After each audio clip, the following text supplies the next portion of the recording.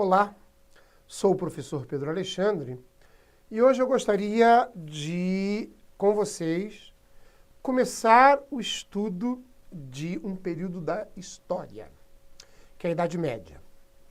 Com a queda do Império Romano Ocidental, começa na Europa a chamada Idade Média.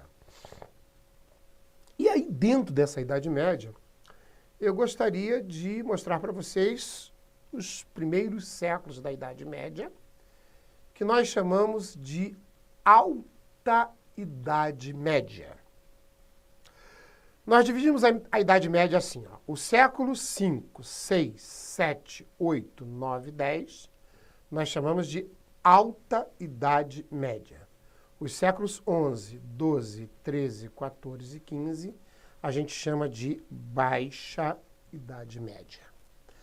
Hoje, claro, iniciando a Idade Média, devagar, com calma, vamos ver a Alta Idade Média, ok? Então, vamos ver aí a periodização da Idade Média, os bárbaros que vão invadindo aí a Europa. Entre os bárbaros você tem os francos, os francos formam o Império Merovingio, formam o Império Carolíngio, e nós vamos também ver o papel da igreja nesse período, como é que a igreja reagia nesse período aí. Vamos dar uma olhadinha aí, né, gente? Então, vamos lá. Os bárbaros. Em latim, o que significa bárbaros? Significa aqueles que balbuciam. Os romanos chamavam de bárbaros aqueles que balbuciam. Opa! O que significa isso? O que significa isso? É que os romanos não entendiam a língua dos bárbaros. E aí, todo aquele que vivia fora do Império Romano e não falava latim e grego, como é que os romanos chamavam? De bárbaros, tá? Então você tem aí, por exemplo, os tártaros mongóis, na antiga Mongólia, eram chamados de bárbaros. Os eslavos, as tribos polacas, as tribos tchecas, as tribos russas, eram chamadas de bárbaros. Os bárbaros germânicos, que viviam no norte da Europa, não falavam latim, não falavam grego, e eram chamados de quê? Bárbaros. Então, todo aquele que vivia fora do Império Romano e não falava latim nem grego, como é que os bárbaros chamavam? Como é que os romanos chamavam? Chamavam de bárbaros, ok? Tá entendido isso aí, gente? Tá bom. Então vamos ver mais alguma coisinha aqui, né, gente? Tribos bárbaras germânicas são aquelas que invadiram o Império Romano. Aqui não são todas, são algumas. Ok? São algumas tribos bárbaras germânicas. A Germânia era uma grande região onde é hoje a Islândia, a Suécia, a Noruega, a Suíça, enfim, toda aquela parte norte da Europa era chamada de Germânia pelos bárbaros. E aí você tem uma série de tribos que vão lentamente, de uma maneira violenta e de uma maneira pacífica, invadindo o Império Romano. Então você tem aí os álamos, francos, burgúndios, suevos, érulos, francos, francos repetiu aqui, né? Olha aqui a minha falha, aqui, ó, repeti francos aqui, mas não tem problema. Visigodos, ostrogodos, vândalos, lombardos, anglo-saxões. E aqui você tem a Europa, tá? E aonde, você olha essas flechinhas brancas aí, ó, aonde invadiram esses principais povos, ok? Existem, inclusive, alguns aí que não estão citados, mas só para você ter uma ideia aonde eles invadiram na Europa. Uma curiosidade, os vândalos, você usa muito essa palavra, né? Nós usamos muito essa palavra. Nossa, essa pessoa é uma vândala, é um vândalo. É porque os vândalos eram tribos muito violentas, era uma das tribos germânicas muito violentas, ok? Então, tribos bárbaras germânicas. Bom, vamos falar de uma das tribos mais famosas que nós temos aí, que são os francos, tá? Eles dominaram a Gália, invadiram a Gália. A França hoje é a Gália. Tanto é que francos significa, né? França, desculpe, perdão, peraí, vamos fazer ao contrário. França significa terra dos francos. França significa terra dos francos, ok? Então, eles, um rei franco, um bárbaro franco, um chefe de uma tribo, ele cria a dinastia merovingia. Quem é ele? Clovis. Clovis tinha um tio chamado Meroveu, e aí ele funda um império dentro da Gália, a França hoje, e em homenagem ao tio dele, ele coloca de dinastia merovingia. Então, a primeira dinastia a governar os francos é a dinastia merovingia. Clovis se converte ao cristianismo em 496. Ele era casado com uma romana cristã, ele se casou com uma romana cristã, e essa romana cristã lentamente pede para que ele se converta ao cristianismo, e lentamente Clovis vai absorvendo as ideias cristãs e acaba se convertendo ao cristianismo. O primeiro bárbaro, segundo nós temos registros na história, o primeiro bárbaro a se converter ao cristianismo foi Clovis, tá? E, consequentemente, ao se converter ao cristianismo, começa a nascer uma aliança entre Clovis e a igreja. Isso, historicamente, vai, futuramente, ter uma repercussão muito interessante na história, porque a Europa, na medida em que os francos eles vão aumentando o seu poderio territorial nas conquistas, isso também vai ficando um poderio para a igreja. E aí, num determinado momento, você vai ter uma Europa onde nós, historiadores, chamaremos de civilização cristã ocidental. Esta civilização cristã ocidental é a Europa, exatamente pela grande influência dos cristãos no império, vamos dizer assim, né, que domina a Europa, ok? Bom, inclusive aí encontramos as raízes do processo feudal. Durante esse início de Idade Média, não havia noção de Estado. Terras do reino franco, eram constantemente distribuídas entre o clero e a nobreza, guerreiros. E essas terras vão caindo na mão do clero, vão caindo na mão da nobreza, e futuramente muitas dessas terras serão feudos. Então aqui você tem as raízes do feudalismo. Correto? Vamos ver aqui, nós temos mais, né? A partir de meados do século VII, aparece entre os merovingios os chamados reis indolentes. O que eram reis indolentes? Por que nós chamamos de reis indolentes na história? Eram reis vagabundos, reis preguiçosos, reis que passavam todos os afazeres para o prefeito do palácio, uma espécie de primeiro-ministro que a gente vai chamar de majordomus. Já vamos ver daqui a pouquinho. E aí os reis se acostumaram, com o tempo, a não fazer nada nesse império, deixando tudo para os majordamos fazerem. Majordamos eram os prefeitos do palácio, como eu disse, espécies de primeiro-ministro. E aí, claro que esses reis foram chamados de reis indolentes, também foram chamados de reis vagabundos, também foram chamados de reis preguiçosos, e também foram chamados de reis cabeludos. Nada contra os cabeludos. É que eles deixavam, no meu caso, né, o cabelo crescer até a altura das nádegas. Então eles andavam, aquele cabelão fazia assim. Então eles são conhecidos na história como os reis cabeludos, os reis indolentes, os reis vagabundos, os reis preguiçosos, que deixavam a atribuição do Estado a cargo dos primeiros ministros, que eram chamados de majordamos, ou prefeitos do palácio. Muito bem. Vou, então, agora citar um desses prefeitos muito famoso. Vou citar esse cara aqui, ó.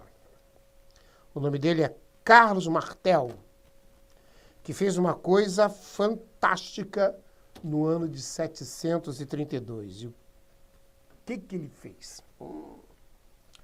Ele era um prefeito do palácio, com N atribuições, e ele soube que os bárbaros iam invadir o reino merovingio. Os bárbaros já estavam na Península Ibérica e iam avançar sobre o reino merovingio. Então ele foi ao rei e disse, olha, os bárbaros vão, os bárbaros islâmicos, não eram bárbaros germânicos, perdoe se eu falei bárbaros germânicos, os bárbaros islâmicos vão avançar sobre nós. Os árabes, os que subiram do norte da África, estavam na Península Ibérica e queriam avançar sobre este império ali na Gália, na França. E aí o rei disse para ele, ô Martel, você é o prefeito do palácio, resolva isso. E aí ele monta um exército e nesta batalha, ó, Batalha de Poitiers, ele consegue vencer os árabes. Nossa, ele conseguiu expulsar os árabes da maior parte da Europa. Isso, para a história, tem um significado muito grande, né? Imagina se os árabes dominam lá. Hoje, quem sabe, a história da Europa seria outra. Quem sabe, nenhum país da Europa estaria falando inglês, francês, holandês. Com certeza estaria falando língua árabe, não é? Mas, vamos continuar nossa aulinha aqui. Pepino o Breve. Quem era Pepino o Breve? Filho de Carlos Martel. Com a morte de Carlos Martel, vai assumir o trono o seu filho Pepino o Breve. Não se preocupem com essa palavra, que Pepino na Europa é um apelido para José, tá bom? É um apelido para José. Depois, eu não sei se essa palavra é escrita dessa maneira. Ele depois, o último soberano merovingio em 751. Gente, eu procurei no dicionário a palavra depois, e eu encontrei assim e encontrei assim também, ó. Então, palavra com os professores de português, ou sem acento também, não é? Que vai me dizer qual é a palavra correta, como é que se escreve essa palavra. Ele depõe o último soberano merovingio, o Pepino Breve, com o início da dinastia carolíngia, tá certo? Em homenagem ao seu pai, Carlos Martel. Ele pede auxílio ao Papa, dizendo que os reis não faziam nada e que ele gostaria de tirar o rei do trono e ele sentar no trono. O Papa deixou, ele então faz essa revolução. Depois, o último soberano merovingio, em 751, que se chamava Childerico, e ele inicia a dinastia carolíngia em homenagem ao seu pai, Carlos Martel. Ora, pelo Papa ter aprovado essa iniciativa, é cedido ao Papa o território de Ravenna. É uma parte dentro da Itália, ali no centro da Itália, origem do Vaticano. O território de Ravenna é aqui entregue à igreja, origem do Vaticano, ok?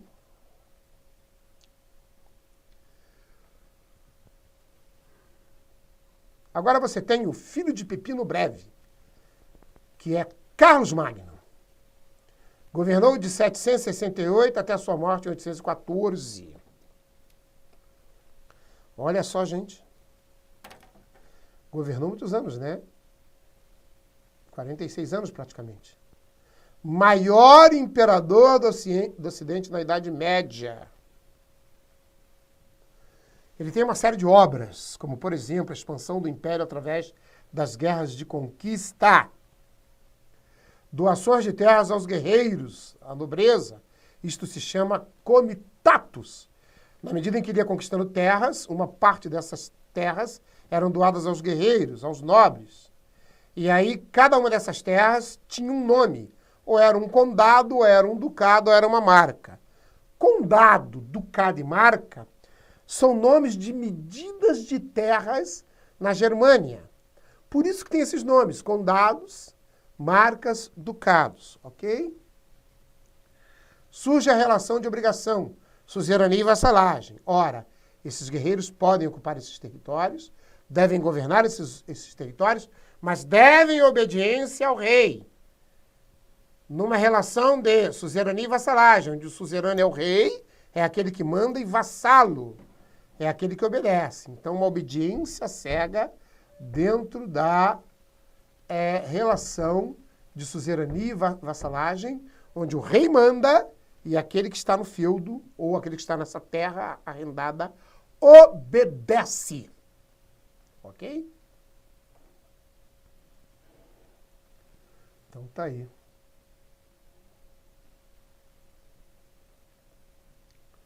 Algumas unidades político-administrativas dessa época. O condado era administrado por um conde, a marca era administrada por um marquês, o viscondado administrado por um visconde, os barões administravam os baronados. E a fiscalização era feita, o Carlos Magno criou os missi dominici, que em latim quer dizer os enviados do rei.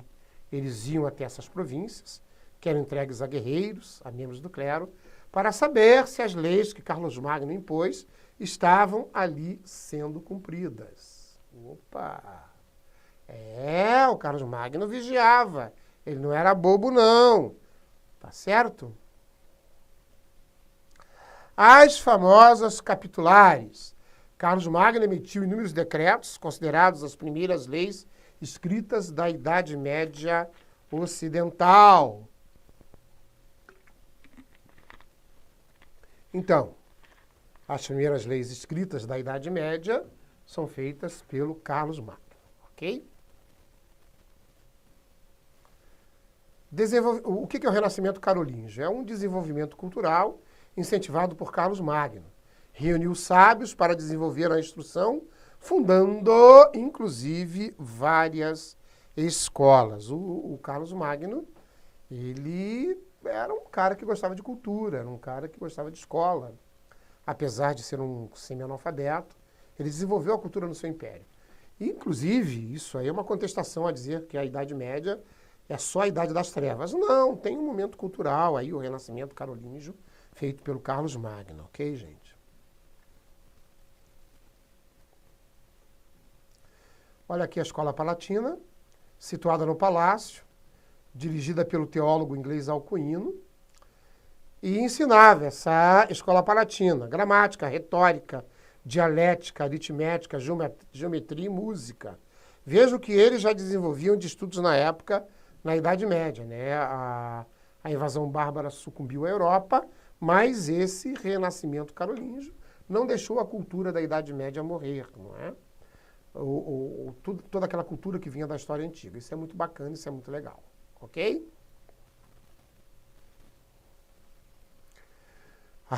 Os copistas. Quem eram os copistas na Idade Média?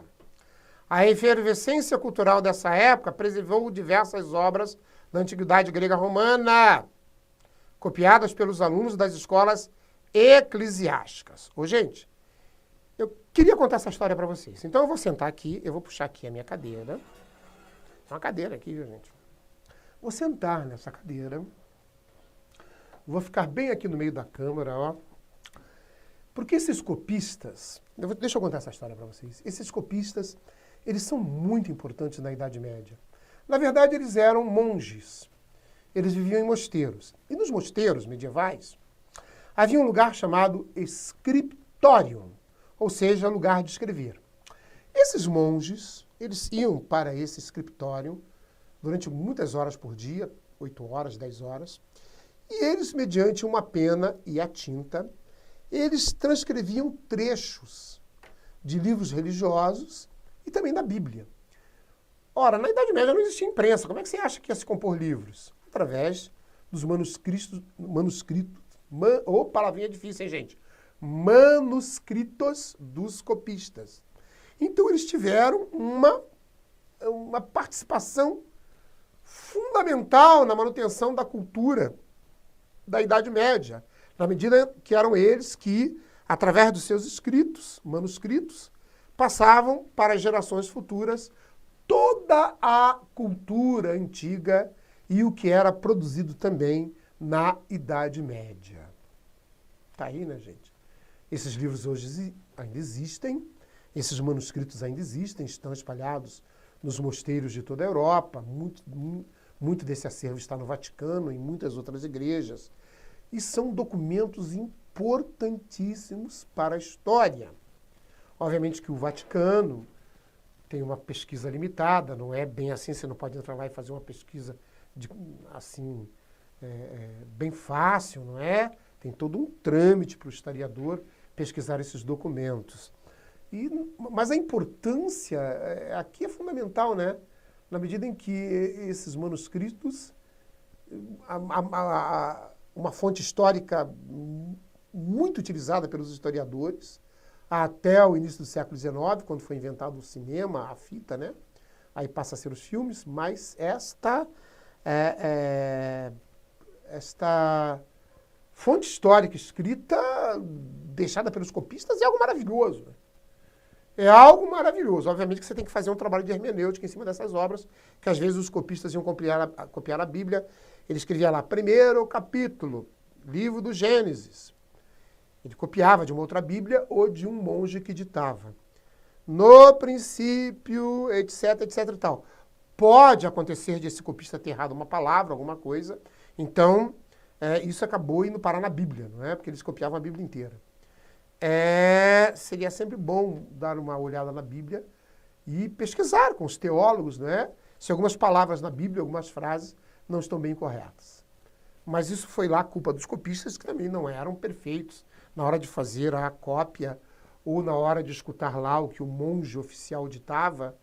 Com certeza houve algum errinho na transcrição, mas esse errinho pode dar problema futurístico histórico, né? Mas a gente está aí, os historiadores estão prontos sempre a detectar esses probleminhas, ok? Vamos adiante? Bom, sucessão de Carlos Magno, seu filho Luís o Piedoso, que morre em 1841. O Carlos Magno morre em 1814. E o Luís o Piedoso morre em 1841. E aí, 2 anos depois, é assinado o Tratado de Verdun. O Tratado de Verdun é assinado pelos netos de Carlos Magno. Luís vai ficar com a Germânia, atual Alemanha. Carlos vai ficar com a França Ocidental, atual França. E Lotário, a faixa de terra entre os reinos dos irmãos, né? Luís e Carlos, a Lotaringia e grande parte da Itália, não é mesmo? Entre a Lotaringia e grande parte da Itália. Então tá aqui, olha, o Tratado de Verdun em mapa, não é? Então vamos lá, deixa eu pegar a minha canetinha mágica aqui. Tá aqui, ó, uma parte, aqui a parte em verde, aqui a parte em amarelo queimado, né? Então, território do Carlos o Calvo, território do Lotário, território de Luís o Germânico. E aqui, ó, em amarelo, os estados de Ravenna, doados ao Papa. Tá? Aonde, inclusive, a cidade de Roma pertencia à Igreja Católica. Depois, essas coisas vão se resolver com acordos diplomáticos, ok? A Alta Idade Média, a Igreja. Então, o que é a igreja na Idade Média? São os cristãos, né? Os cristãos católicos. Por isso que nós chamamos de Igreja Católica Apostólica Romana. A igreja que se desenvolveu de Roma para a Idade Média, ela ganhou um nome. Igreja, que em grego significa ecclesias, reunião de pessoas. Católica, que em grego quer dizer universal, igreja universal. Apostólica, baseada nos ensinamentos dos apóstolos, romana, cuja sede fica em Roma, ok? Assembleia de pessoas universais, a Igreja Católica, apostólica, que segue os ensinamentos dos apóstolos, romana, cuja sede é em Roma. É isso que significava e significa até hoje, Igreja Católica Apostólica Romana. Na Alta Idade Média, como é que era a hierarquia nessa igreja? Papa, bispos e sacerdotes.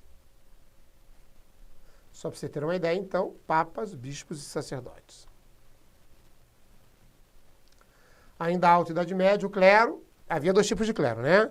O clero secular, aqui representado por esse homem, clero do mundo, secular quer dizer secularum, do mundo.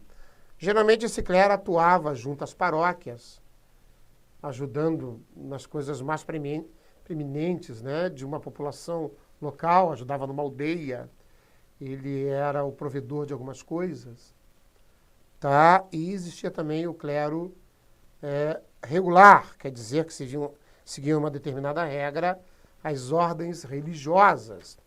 Essas ordens até hoje existem dentro da Igreja Católica, assim como o clero secular existe até hoje dentro da Igreja Católica, tá? Isso é bastante normal, não mudou nada esse padrão em todos esses anos de Igreja Católica.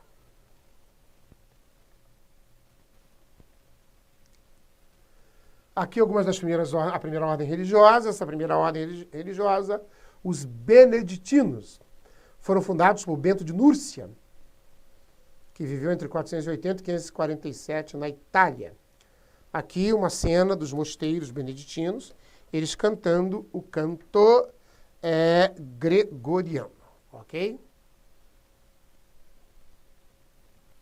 Na Alta Idade Média, o grande poder da igreja, né? O poder temporal, que era o poder político, e o poder espiritual, que era o poder religioso. Ou seja, na Alta Idade Média, com grande veemência, nenhuma moral, nenhuma ética, nenhum fato escapava do crivo da igreja.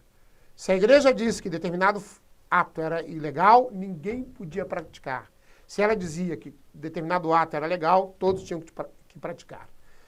Isso está nos Atos dos Apóstolos e, segundo a Bíblia também, isso está nos Salmos. Eles se basearam nos Atos dos Apóstolos e nos Salmos para dizer que tudo aquilo que a igreja manda, todos têm que fazer, né? O poder temporal, que é o poder político, o poder espiritual, que é o poder religioso. Eram os dois grandes poderes da igreja na Idade Média. E na Idade Média você também tem uma literatura muito interessante. Você tem a patrística, na Alta Idade Média, e tem a escolástica, na Baixa Idade Média. Nós nem estudamos ainda a Baixa Idade Média. Mas o que é a patrícia e a escolástica? Tanto na Alta Idade Média como na Baixa Idade Média, a maior parte dos escritos pertencem aos filósofos da igreja e aos teólogos da igreja. E esses escritos, então, são religiosos.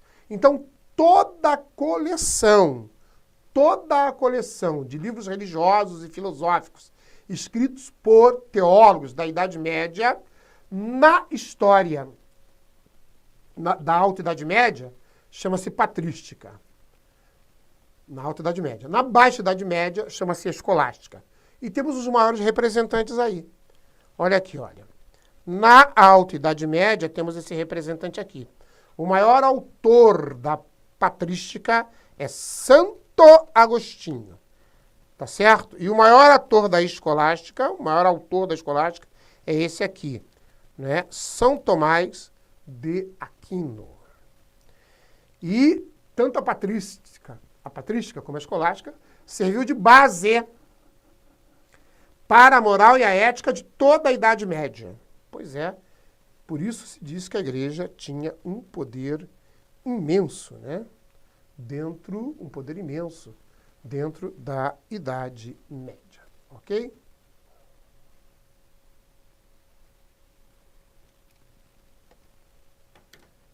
Então, gente, nós estamos aqui com vocês.